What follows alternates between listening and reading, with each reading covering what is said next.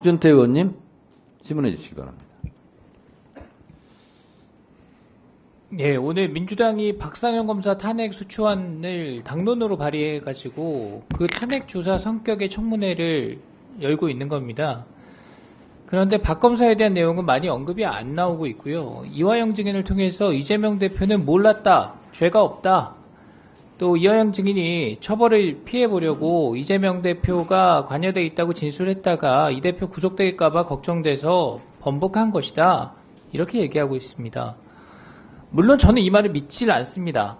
저는 아직도 이화영 증인이 이재명 대표 보호하기 위해서 본인이 모든 책임을 지겠다고 한 것이라고 생각을 합니다. 다시 돌아가서 박상현 검사 탄핵 소추안을 보겠습니다. 본 탄핵 소추안의 첫 번째 사유가 박 검사가 청사 민원실 바닥에 대변해보고 아무 곳에나 묻혔다입니다. 이게 회의장에서 입에 올리기도 민망합니다. 탄핵 소추안 첫 번째 나와 있어요. 이에 대해서 박 검사는 만취한 사실 자체가 없고 함께 있었던 동료 검사들이 일관되게 박 검사의 무고함을 얘기해주고 있습니다. 대체 어떤 근거를 가지고 어느 정도의 신뢰성을 가지고 이 엄중한 탄핵 절차에 이런 사유를 올린 겁니까?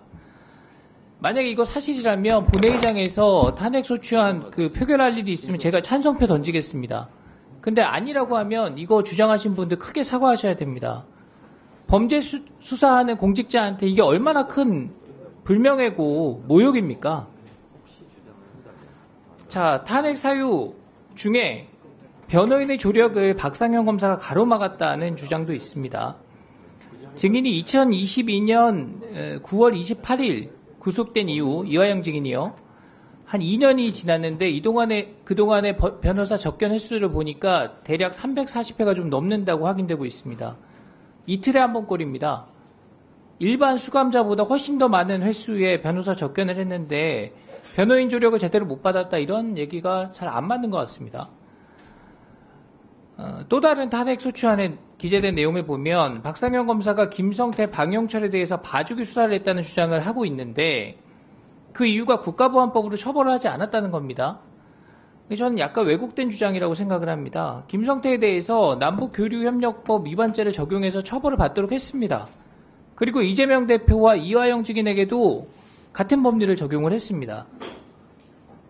실제로 남북교류협력법을 보면 3조에 남북교류협력을 목적으로 한 행위에 관하여는 해당 법률의 목적 범위에서 타 법률에 우선해서 적용한다고 규정되어 있습니다. 대법원 판례도 같은 입장입니다.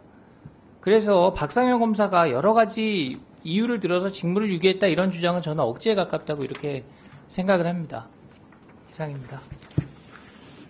네, 우리 박준태 의원님 깔끔한 마무리에 감사드립니다.